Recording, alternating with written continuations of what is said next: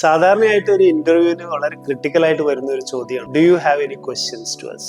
Interview അവസാനിക്കുന്നതിന് ഏതാനും മിനിറ്റുകൾക്ക് മുൻപാണ് ഇത്തരം ഒരു ചോദ്യം ചോദിക്കുക. ഇത് കാൻഡിഡേറ്റിന്റെ എന്തൂസിയാസം, ഇൻട്രസ്റ്റ്, ആ പർട്ടിക്കുലർ റോളിലേക്കുള്ള അവരുടെ ആ ഒരു എക്സൈറ്റ്മെന്റ് എല്ലാം കൃത്യമായി മനസ്സിലാക്കാൻ വേണ്ടിയിട്ടാണ് ഇന്റർവ്യൂവേഴ്സ് ഈ ഒരു ക്വസ്റ്റ്യൻ ചോദിക്കുന്നത്. ചില കാൻഡിഡേറ്റ്സ് ഈ ഒരു ചോദ്യത്തിന്റെ ഉദ്ദേശം കൃത്യമായി മനസ്സിലാക്കാത്തത് കൊണ്ട് തന്നെ പലപ്പോഴും അബദ്ധത്തിൽ ചെന്ന് ചാടാറ്. അവർ പലപ്പോഴും ചോദിക്കുന്ന ചോദ്യങ്ങൾ അവരുടെ ബെനിഫിറ്റുമായി ബന്ധപ്പെട്ടുകൊണ്ടുള്ള ചോദ്യങ്ങളായിരിക്കും. ലൈക്ക് ഹോളിഡേയ്സ്, സാലറി ഹൈക്ക്, ഇത്തരം കാര്യങ്ങളൊക്കെ. അപ്പൊ നമ്മൾ വളരെ സെൽഫ് സെന്റേർഡ് ആണ്, അല്ലെങ്കിൽ നമ്മുടെ ബെനിഫിറ്റ്സിനെ കുറിച്ച് മാത്രമാണ് നമ്മൾ ചിന്തിക്കുന്നത് എന്ന ഒരു ധാരണ ഒരുപക്ഷെ നമുക്ക് ഒരു അവസരം നഷ്ടപ്പെടാനും അത് കാരണമായിരിക്കും. ഇത്തരത്തിലുള്ള ഒരു ചോദ്യം ആൻസർ ചെയ്യുമ്പോൾ നമ്മൾ വളരെ ശ്രദ്ധിക്കേണ്ടതുണ്ട്. ഇത് ഒരു ഡു ഓർ ഡൈ ക്വസ്റ്റ്യൻ ആണ്. ലൈക്ക് ഇതിന് നിങ്ങൾ കൃത്യമായ ആൻസർ കൊടുക്കുകയാണെങ്കിൽ നിങ്ങൾക്ക് ഷോർട്ട് ലിസ്റ്റ് ചെയ്യപ്പെടാനുള്ള സാധ്യത വളരെ കൂടുതലാണ്. മറിച്ച് what are the biggest challenges that someone will have in this position, ഇങ്ങനെ ഒരു ചോദ്യം ചോദിക്കാം.